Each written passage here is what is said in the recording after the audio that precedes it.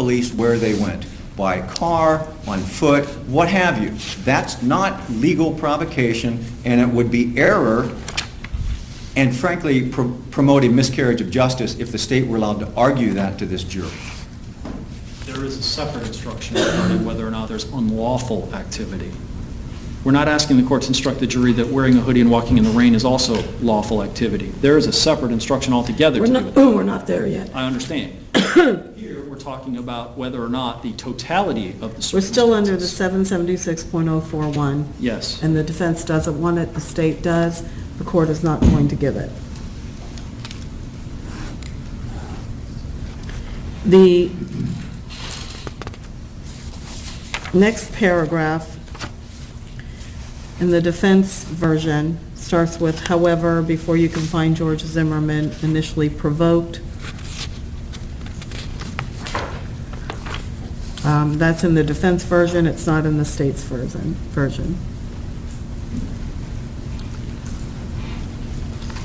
You want to talk about that? Well, my understanding is, from what I'd heard before, that it's only there in the defense version. Because of 776. Because of 774.041. So if the court is giving none of that, I would assume they don't want that in there either. Okay.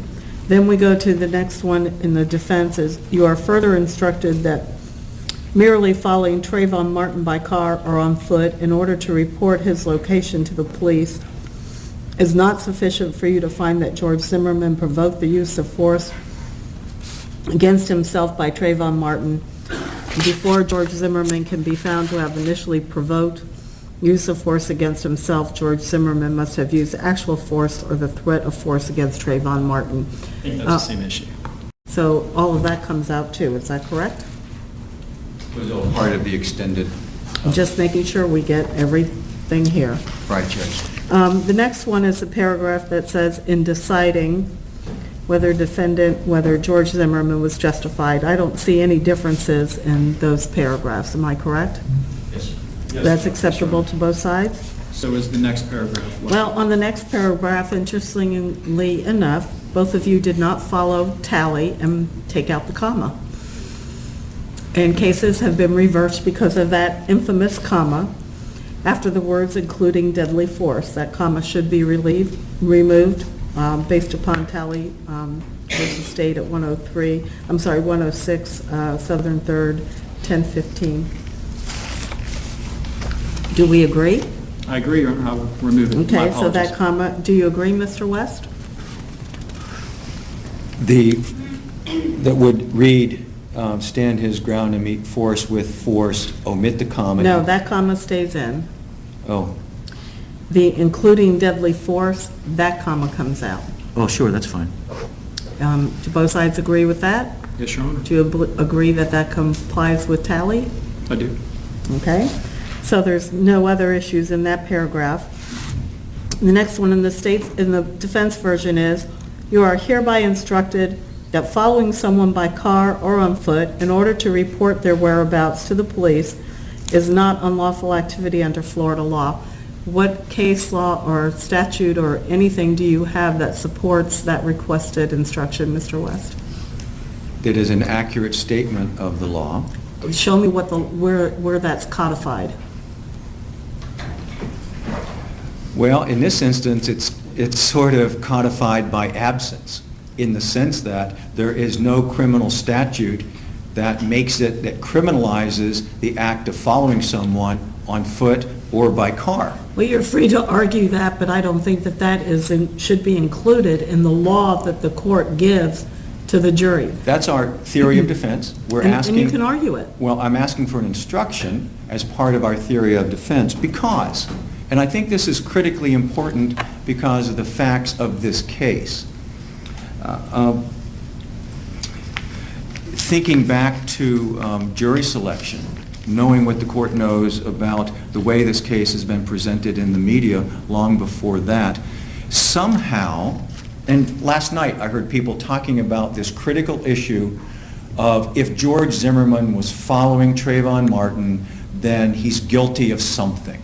And that's just not true. If this jury were allowed to think for a second that following Trayvon Martin is illegal, they're going to think that he committed some sort of unlawful activity under the instruction above it that the court is going to say. We know already that Mr. Manti and Mr. Della Rionda want to suggest to this jury that somehow the act of following Trayvon Martin was illegal. It wasn't. It can't, and the jury absolutely has to know that, and they absolutely have to know it from this court. Otherwise, just arguing it doesn't make it so, and it would be misleading to the jury. It would confuse the jury on an issue for which there needs be no confusion whatsoever. The standard instruction says if Mr. Zimmerman was not engaged in an unlawful activity and was attacked in any place where he had the right to be, he had no duty to retreat and had the right to stand his ground, etc., etc.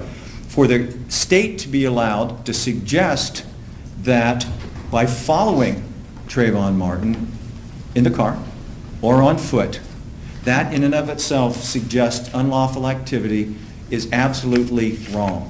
It's absolutely would be a misstatement of the law. It would be a factual distortion that would lead to an improper verdict. So it's our theory of defense. It's a proper statement of the law. And if you want us to tweak the language a little bit, that's different. But as our theory of defense, we want this jury told by this court it's not illegal to follow somebody, especially if you're doing it to tell the police where this person went. Response? As the state objects, we would note that it's the first time I've ever heard unnamed media commentary cited as legal authority to the court. I would submit that while following itself might not be illegal, that following is one factor that the jury is free to consider in this case. It is something that evinces the defendant's state of mind. It doesn't have to be illegal, and I don't think the instruction, if we want to talk about what confuses the jury, when the court starts telling them things like it is not illegal to walk across the street, it is not illegal to walk home from 7-Eleven in the rain wearing a hoodie, it is not illegal to be armed with a pack of Skittles, that tends to confuse the jury. It is also inappropriate for the court. Basically, this requested instruction is a demand for judicial notice of a fact in question in the case to be communicated and given the imprimatur of a jury instruction to the jury. The state contends that it is not legally proper to request that we object to any format of this, tweaked or otherwise. Ask the state to produce the Florida statute that makes it illegal to follow somebody. And then I'm You're good with that. asking him to prove negative, basically. And No, so my question to you is show me a Florida statute that says that this is the law in the state of Florida. You're asking me to put in here is not unlawful activity. And under Florida law, you Well, can argue that to the jury in the closing argument. Judge, Detective Serino said so in his testimony. Any law enforcement Well, as officer... far as I know, I don't think that he drafted any of the legislation. Mr. Manti didn't say it was illegal to follow someone. He can't cite you. You know, criminal statutes are pretty precise. They're designed to put people on notice what's illegal and what isn't. So if it's illegal to follow somebody, to tell the police where they're going, there better be a law against it. Otherwise, you can't say it's illegal to do that. Repeating your argument. I've heard the argument from both sides. I am not giving that instruction. We submit that's an integral part of our theory of defense, and the court commits error by not instructing the law, this jury properly on the law. I understand. I've already ruled, and you continually disagree with this court every time I make a ruling. I have provided you on 3 separate occasions with the court's professional conduct in the courtroom, and included in that is do not continue to argue with the court after we've ruled. If I have made a mistake in this case, you will appeal. If there is a conviction, it will get appealed to a higher court, and they can review it to determine whether or not I made a mistake. This is my ruling on this issue. You are free to communicate that to the jury in your closing argument. I am not instructing them on that. Moving on to the... I would like, though, moving on. I'm not disagreeing. I would like, though, to move in limine at this time with regard to Mr. Della Rionda or Mr. Guy or Mr. Manti's anticipated closing argument to ask the court to order them not to suggest to the jury that following somebody on foot. Okay. Do you want or- me to get into getting a predetermined transcript of what each side intends to argue at closing argument and go through it and say what can and cannot be argued? No, ma'am, They're just- free to argue that. No, ma'am, just this, that it would be an improper argument of the law if the state were allowed to suggest to this jury that it is unlawful for someone to follow another individual by car or on foot. And I'm not for the going to state address to that be issue. allowed to make that argument would mislead the jury as to the law and would allow the jury to make a decision based upon an improper legal premise, because the state can't make that argument legally, and I'm moving in limine now for the court to preclude that specific argument, and I understand the court's ruling as to the instruction. Okay, your motion in limine is denied. The next portion of the instruction is the paragraph, and I'm going off of the defendant's suggested instruction. It starts at, "In considering the issue." There doesn't seem to be any objection or difference in that paragraph. Am I correct? I believe so, Your Honor, and the next one as well. Okay, and the next one is, if in your consideration of the issue of self-defense, it's a 3-line paragraph, there doesn't seem to be any differences. Is there any objections to that paragraph? Not from the state. No, I think that's the standard language now. Okay, thank you. And then the last one, it starts with however. If from the evidence, it's 3 lines. Is there any objections from the state, No, Your Honor. from the defense? Agreed, that's the standard language. Okay, so I think we have, were there any other requested changes or additions to this instruction by the state? As it relates to the justifiable use of deadly force, Correct. again, having already argued and simply relying again on the case of Johnson versus State, which is also in the packet regarding the provocation instruction, no, Your Honor. Okay, any others being requested by the defense other than the ones I've already ruled on? Within the justifiable use instruction? Yes, sir. No, Your Honor. Okay, then the next one that we have, the defense has another one, you just included in your packet the state's proposed instruction on justifiable use, is that I correct? did, just for comparison purposes. Okay, thank you.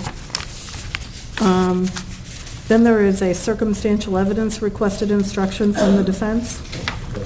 Is there any objection by the state? There is, Your Honor. I've All right. provided the case of Wadman, W-A-D-M-A-N versus State, which is 750 Southern 2nd, 655. It's a 1999 opinion from the 4th DCA citing to the 1981 opinion of the Florida Supreme Court in re standard jury instructions in criminal cases, 431 Southern 2nd, 594. The instruction requested here by the defense has been eliminated by the Supreme Court.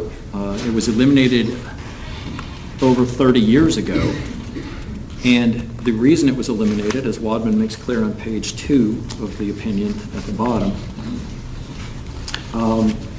the Supreme Court deleted this instruction from the standard instructions, finding that where the jury is properly instructed on the standard of reasonable doubt, the circumstantial evidence instruction was confusing and incorrect. The court does go on to say that while the Supreme Court did not totally prohibit it, if the court in a particular unique case believes that it is necessary under peculiar facts to give, that a court could consider this as a special instruction, theoretically. However, they go on to catalog a litany of cases whereby the refusal to give such an instruction has been upheld. At the bottom of that page, headnotes 2, 3, and 4, trial court should not give instructions which are confusing, contradictory, or misleading. And if I go beyond that for a moment, the court's opinion also issued an order on rehearing, which is found on page 3. And what the court said at the very end of the bottom of the second column regarding it is, read in conjunction with the portions of the instructions that intent is an element of a crime that must be proven beyond a reasonable doubt, there is little risk that the standard instructions will diminish the state's burden of proof. And so the state objects to this instruction. We agree with the 30 years of precedent that have concluded it is confusing and incorrect. We don't believe that this is anywhere close to the peculiar case warranting the court even exercising a discretionary decision to give it. And I'll stop there until I hear more. Okay, Mr. West? Yes, Judge, thank you. I actually remember when this instruction was part of the standards. As Mr. Manti points out, that was some time ago. And generally speaking, the position the courts have taken is that a specific instruction on circumstantial evidence is not necessary because of the other instructions that the jury gets in terms of how to evaluate evidence. And they're told about circumstantial and direct evidence, but circumstantial isn't defined very particularly. However, when a case is appropriate for it, it's clear that the law allows it. The Supreme Court could have easily said at any point in time, you can't give it. If you give it, it's error. They haven't done that. What they've done instead, what has happened since, if you will, is that if the court thinks it's appropriate in a given case, because of the somewhat unique circumstances of that case, it is entirely proper to give the instruction. So knowing that it is proper, in some cases, I'd like to speak for a moment about why it's proper in this case. Since if the court gives it, it's not error. If the court denies it, it's probably not reversible error, unless a reviewing court finds that, in fact, this is that case, the case where it's specific enough as applied that it should have been given. So that's sort of the standard that we're looking at. And here's why it's important in this case. First of all, in voir dire, Mr. Delarianda made a big deal, a really big deal, about direct evidence and circumstantial evidence. Getting the jurors to agree and to understand and to basically say, okay, circumstantial evidence is just as good as direct evidence. And we know it's not, actually. It's not as good as direct evidence unless it meets the conditions or the criteria set forth here in this special instruction that this jury would have to apply in this case. It must be, those circumstances themselves have to be proved beyond a reasonable doubt. The jury needs to know that when you're comparing circumstantial evidence versus direct evidence. They need to know from this court that the circumstances must be consistent with guilt and inconsistent with innocence, meaning if they have a fact that's circumstantial, that tends to prove something the state is claiming it supports, or it could be interpreted as establishing a doubt or something that the defense claims exists, then the jury needs to know that if they have to decide how to interpret that piece of circumstantial evidence, that before they can use it against Mr. Zimmerman, they have to believe that it is only consistent with guilt and could not be consistent with innocence. In other words, Mr. Zimmerman gets the benefit of that issue, whether or not it's consistent with guilt or innocence. They must find it, in that instance, consistent with innocence and give Mr. Zimmerman the benefit of it. And, of course, that when you connect up the dots, if you will, when you pile on all of these circumstances,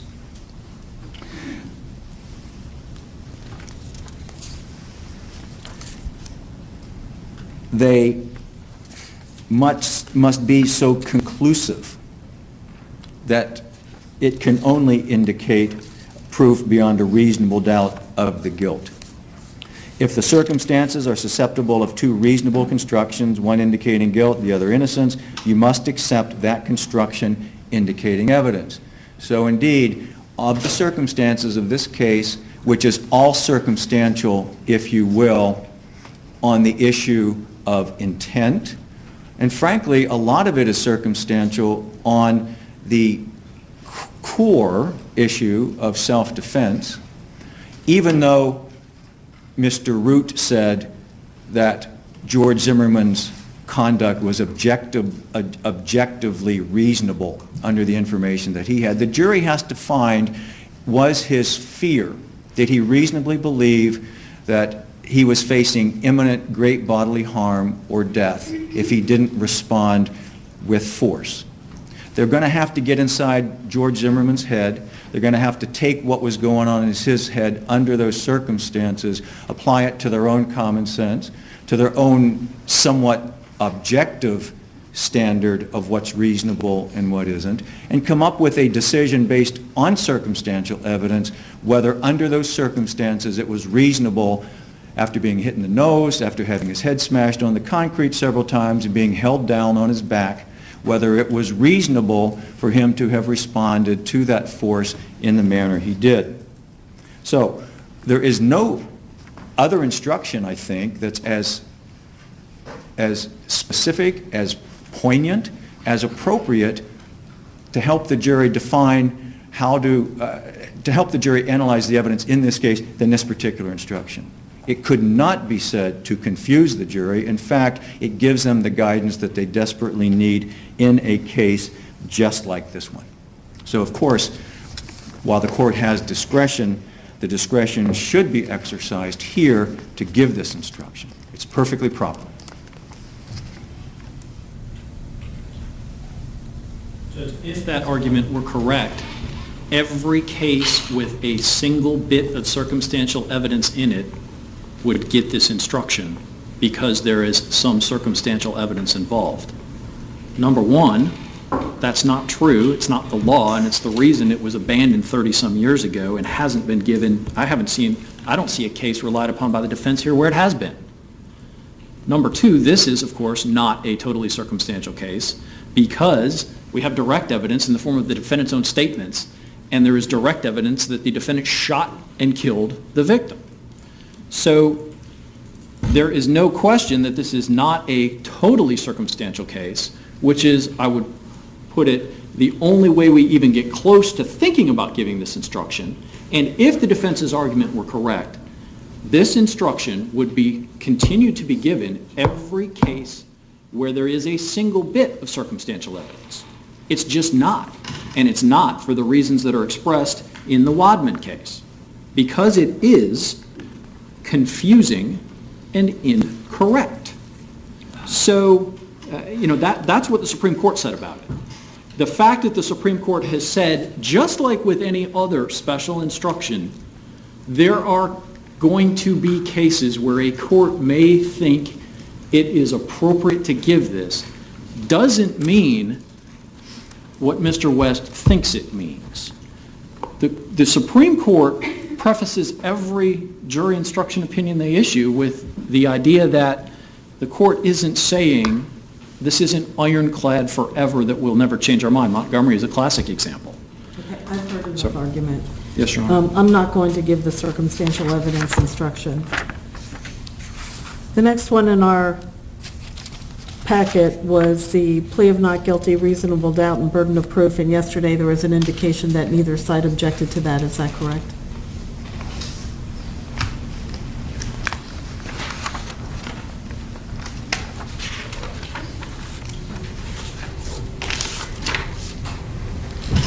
That's correct. This is a standard instruction. Okay, and the next one was the date of the crime, and yesterday there was no objection to that instruction. Is that correct?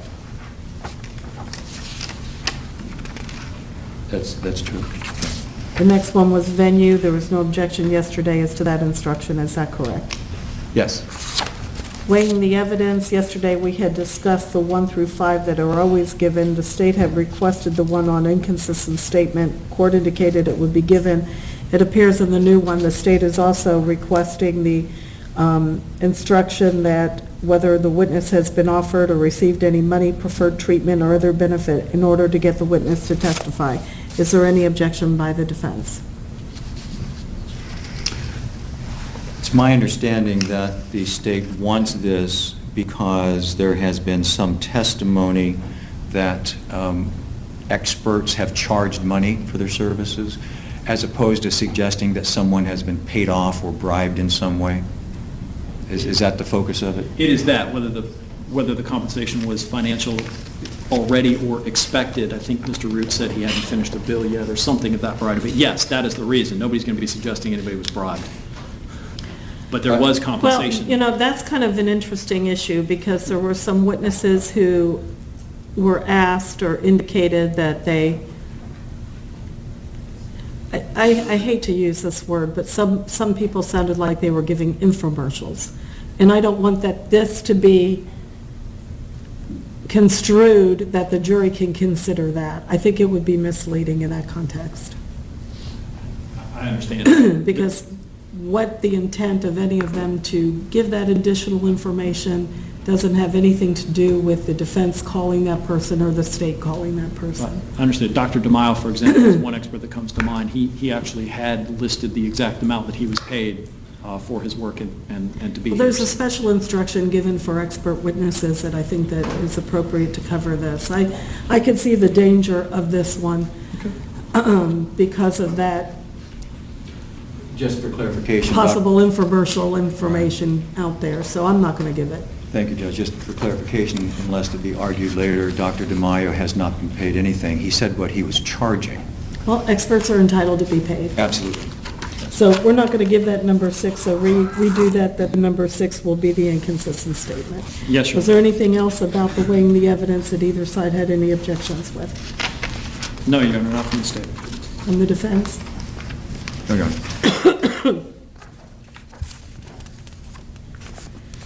The next one was the expert witness instruction, and yesterday there was an indication there was no objection from either side. Does that remain? Yes, Your Honor. Yes. Defendant testifying, we said was not going to be given. The defendant not testifying, is there any objections to that instruction?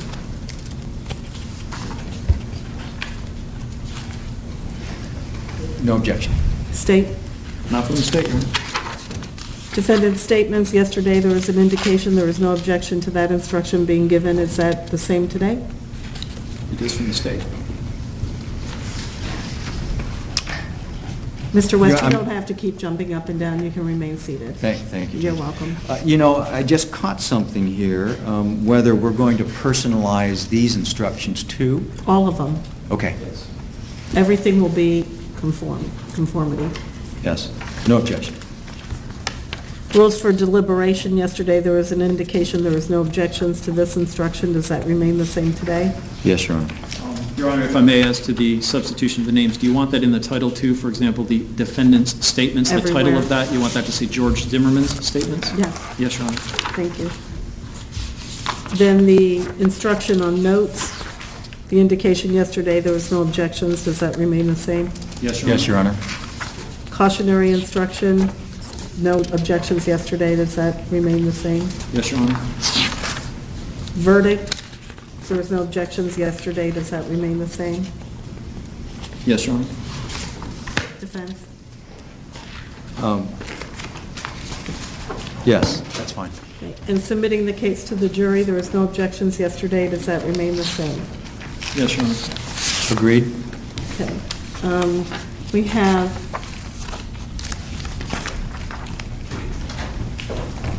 to talk about the felony murder, third degree. One of the elements for felony murder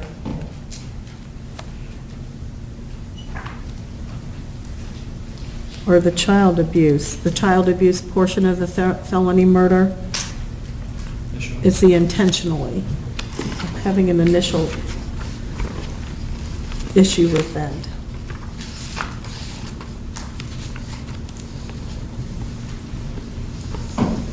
Child abuse requires the defendant to have committed an intentional act. Yes. That's not alleged in your information. Shooting is an intentional act.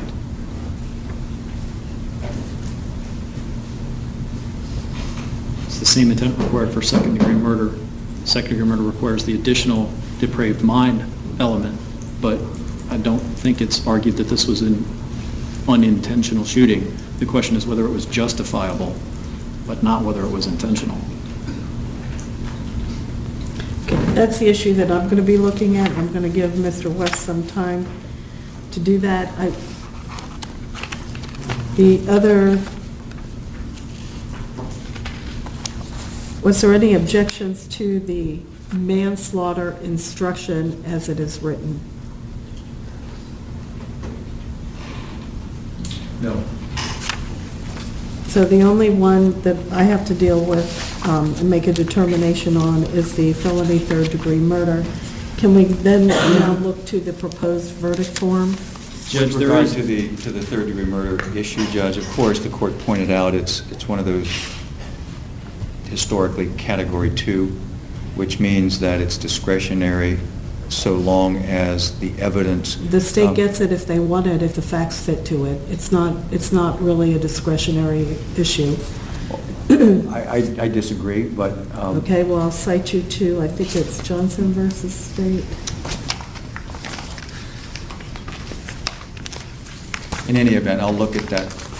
I want to make sure I give you the right citation. But it's clear that the state must convince the court that the unique facts of this Of case... course, always the facts have to fit into it, and that's not the issue. Would- The issue is whether or not, if the facts fit into it, do they get a second Category 2 instruction? There is the state's proposed special jury instruction regarding the definition of great bodily harm as well before we get to the verdict forms. I'm sorry. My understanding is the defense objects to that in its entirety, and obviously I don't intend to place it, if it is given, at the end, but we could discuss placement if we wish, if the court is going Okay. to permit it. Let's get on the record to make sure. It states proposed special jury instruction number 1, defining great bodily harm, setting the authority of Chesnoff versus State, 840 Southern 2nd, 423, 50 CA 2003. The suggested instruction reads, great bodily harm in the context of aggravated battery means great harm is distinguished from slight, trivial, minor, or moderate harm, and as such does not include mere bruises as are likely to be inflicted in a simple assault and battery. That would be if the court was giving the instruction on the justifiable use of deadly force that included the force of the felony being inflicted on the defendant. Is that correct? Well, I don't agree necessarily just to that. I would agree that if the court is not going to give the issue about aggravated battery, that we might remove the phrase of aggravated battery. However, even the requested instruction by the defense discusses the concept of in fear of imminent death or great bodily harm. So I think the definition and the concept behind Chesnoff and Coronado and Gordon and Owens, all those cases cited here, is defining great bodily harm so that the jury has a frame of reference. So whether the court gives the state's requested additional instruction or only the defendant's Let me see instruction. if I'm getting what you say right. You would take out in the context of aggravated battery Yes. and then put it in the defendant's version of justifiable use of deadly force after the paragraph, a person is justified in using deadly force if he reasonably believes that such force is necessary to prevent imminent death or great bodily harm to himself? That would be a reasonable location, yes, Your Honor. Okay. Any objections? Yes. What is your objection? Well, there are multiple. First of all, the context of the cases cited is not appropriate for the context of the definition the state seeks in this case. There is no definition in the justifiable use of deadly force instruction for a reason, because the Supreme Court decided it didn't need to be defined beyond that within the common understanding of those terms by the jury. The state is seeking to shift the focus away from what everybody knows is great bodily harm and why that's in the instruction. And the reason it's in the instruction is this: it's not that Mr. Zimmerman sustained great bodily harm or great bodily injury himself. That is a completely irrelevant issue in this case. Where in your proposed instruction does it have a definition of great bodily harm? It doesn't. I gave the language that the Supreme Court used. That's the standard instruction. The Supreme Court does not define great bodily harm in the standard instruction for justifiable use of deadly force. But the state is saying that this authority, Chestnut versus State, as previously cited, Coronado versus State, 654 Southern 2nd, 1267, Florida 2nd, DCA 1995, Gordon versus State, 36 Florida Law Weekly, D 2590, Florida 3rd, DCA 2011, which cites to Owens versus State, 289 Southern 2nd, 472, 2nd DCA 1974, and C period A period C period versus State, 771 Southern 2nd, 1261, 2nd DCA 2000, and when NGUYEN versus State, 858 Southern 2nd, 1259, 1st DCA 2003. Has the court read those cases? I just see the synopsis. I do not have those Right. cases. And the synopsis is the one provided by the state? Correct. Yes, and it's not correct. It's actually a quote, so. No, these aren't self-defense cases. These cases don't deal with the definition of great bodily harm in the context of the self-defense instruction. For example, in Chesnoff, the 14-year-old victim was attacked by another, and he was punched, I guess, and kicked, and that he had swollen lips and a swollen head, so swollen that his mother didn't recognize him the next morning. The jury got the instruction of basically severe harm or great bodily harm, and the jury found Mr. Chesnoff guilty of that offense, based upon the very thing that Mr. Manti suggests should be trivialized in this case. That is misleading and not appropriate in this case.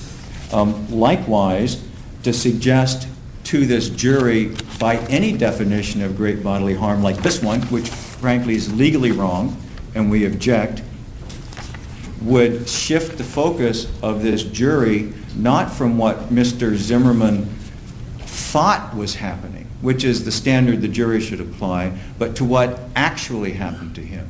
And it's a mischaracterization of the law, it's misleading, and this is just plain wrong for the jury to have, factually and legally. As the court is well aware, there are no injuries required whatsoever for self-defense. Mr. Martin didn't have to lay a hand on him if, indeed, Mr. Zimmerman reasonably believed that the use of deadly force was necessary to prevent the imminent commission of great bodily harm. Everybody knows what great bodily harm means when you're punched in the face and your head is smashed on concrete. The state's expert said there are at least 3 impacts on concrete by Mr. Zimmerman's head. That is Dr. Valerie Rao. There's no issue there. She said as much. She saw the bruising, the collection of blood under the skin. She saw the lacerations. Dr. DeMaio opined further, having seen additional injuries, further increasing the number of the minimum times that Mr. Zimmerman's head would have impacted concrete. What the state has been trying to do from the beginning is somehow shift this not to what somebody going through what Mr. Zimmerman was going through at the moment must have felt that when you have your head banged against concrete and you're screaming for help and the person beating you doesn't stop and no one's coming to help, that's a reasonable basis to believe that you're facing great bodily harm. Just because he didn't die, just because his skull wasn't fractured, just because he healed up relatively quickly doesn't mean that he didn't have that fear and that reasonable belief at the moment. The state is asking the court to deviate from the jury instructions with something specific that doesn't apply, that's not an accurate statement of the law or a definition that has been approved in self-defense cases. This is treading on very thin ice for this court. Very thin ice for the court under these circumstances to instruct this jury on something that just isn't the law. Response? Actually, if disagree. The standard jury instructions for any offense, self-defense, aggravated battery, anything, there is no definition anywhere. That's the reason the courts have given it. Self-defense isn't sort of some special circumstance. The fact is, the phrase great bodily harm is used in an instruction, whether it's in the self-defense instruction or whether it's in connection with another instruction isn't the point. The point is the court said, Chesnoff and Coronado and all these courts said, the standard jury instructions provide no definition of great bodily harm. And that's anywhere. That is the reason they approved the court giving the jury some guidance as to what that might be.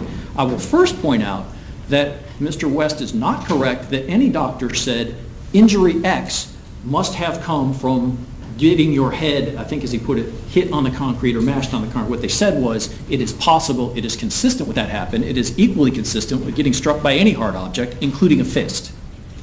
No. Please don't interrupt each other. But I'm going to interrupt. Yes. You have to take each of these proposed jury instructions and the special instructions that are being requested by either side and weave it into what the evidence shows so the jury can be instructed. Your argument that you just provided to me has two different sides of the story. That's the jury can decide which one they believe, whether the injuries were consistent or they were not consistent. The instruction that you're seeking to have entered says that great bodily harm is distinguished from slight, trivial, minor, or moderate harm, and as such does not include mere bruises as are likely to be inflicted in a simple assault and battery. The testimony before the court, whether the jury chooses to believe it or not, that's their purview, is that you don't have to have any injury to be in fear to the extent of the justifiable use of deadly force. I agree with everything the court said, and that's why the argument wasn't quite finished. What we're talking about here is the defendant's reasonableness of his fear. If his fear is only that he's going to get a fist beating, for example, that is something that the jury should know in relationship to the definition of great bodily harm. In other words, I find this definition akin to what I've just stricken from the defense request, that they want me to instruct them that the Florida law is it's not illegal to follow somebody. I find this akin to that. So I understand your argument. You have it all on the record. I've cited the cases that you cited to me in support of them. They're on the record. Unless you have further argument about that, I'm ready to roll. Well, especially, the only further argument I'll make on it is this, especially since I believe that we should include the aggravated battery sections as relates before, especially since I think those should also be included. Most certainly, this definition should be included, Okay. Judge. Well, I've already struck those, so that's not an issue. Okay, the court is not going to give that special instruction. So is there any other special instructions being requested by the state? Additions, omissions, anything? The only other one was the provocation instruction under Johnson, where because there's evidence in the record that Johnson may have initially provoked, that should be given. But those were the two, I think, that the state was requesting here, and then the aggravated battery definition. Okay. That was it. How about by the defense? Right, can we go on to the verdict form? Of course, the verdict form may need to be readdressed because of pending the court's ruling on the third-degree felony murder. I don't have a copy in front of me, Judge, sorry. Do you have an extra copy?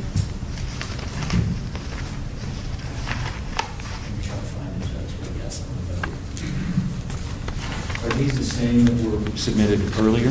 Yes. It was the electronic version submitted this morning. Well, I mean, before today. Well, no, one of them is third degree. All right, if I could have a set then of Yes, the you may. current ones. Thanks.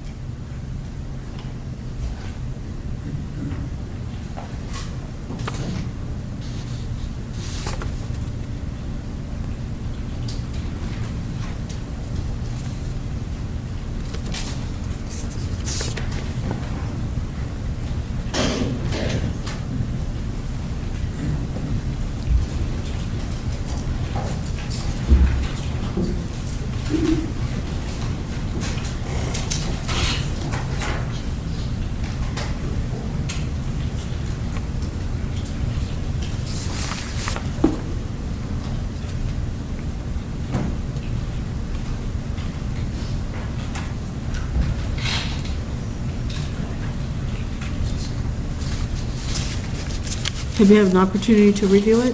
Yes. It's a single verdict form that contains all of the possibilities. Okay, so depending upon what the court's ruling is on the third-degree felony murder, you think that this verdict form is correct? I don't like the form of it, and I have some requests in that regard, but I think legally it has the considerations that the jury must address if they find an offense to have been committed and that a firearm was used. Yes. Okay, then what is your objection to the form? Because it's really not formatted correctly pending the court's ruling on third-degree felony murder and because there's breaks in it. I understand, but if the court were to say that you're not giving third-degree felony murder, we would simply remove the middle That page page. altogether, I think, and then it would... Right, so then what would be your objection to the form? The verdict form is confusing. It's confusing because of the way that it's formatted.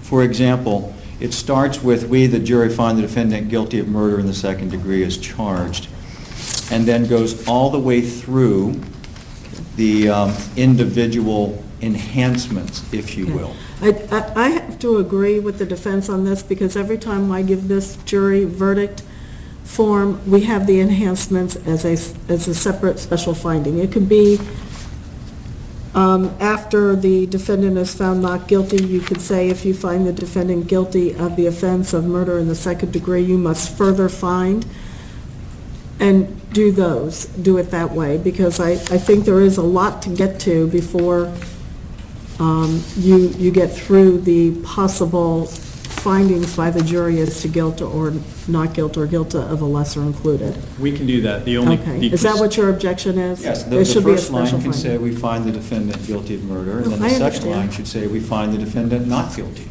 No, And it then- should, no, the way it should say, "We find the defendant guilty of murder in the second degree as charged in the information. We, the jury, if I so find, we, the jury, find the defendant guilty of third-degree felony murder or lesser included offense." The next line would be, "We, the jury, find the defendant guilty of manslaughter or lesser included offense," and then it should be, "We, the jury, find the defendant not guilty." That is how it has always been done by this court. Then there should be a section after that that says special findings, and the special findings should be the relating to the firearm. So that's, I want not guilty on the first page. I know you want that, and every And- defense attorney does, but it's not done. Well, I'd like it in this case because all of the choices the jury has before they even see the place that says not guilty. It'll all be on There- the same page. Pardon me? I understand your argument, but I'm not doing that. And I think the order of the possible verdicts is also incorrect. Okay, So I'd like the court to address this, and that is that manslaughter is a Category 1, third-degree murder is a Category 2.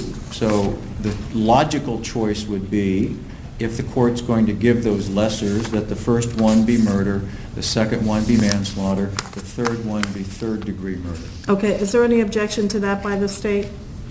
No, we'll do it Okay. that way, that's fine. The only issue with that is we will then have to repeat, because the firearm findings for each of the murder counts are different than the firearm findings for manslaughter because of the 1020 life language.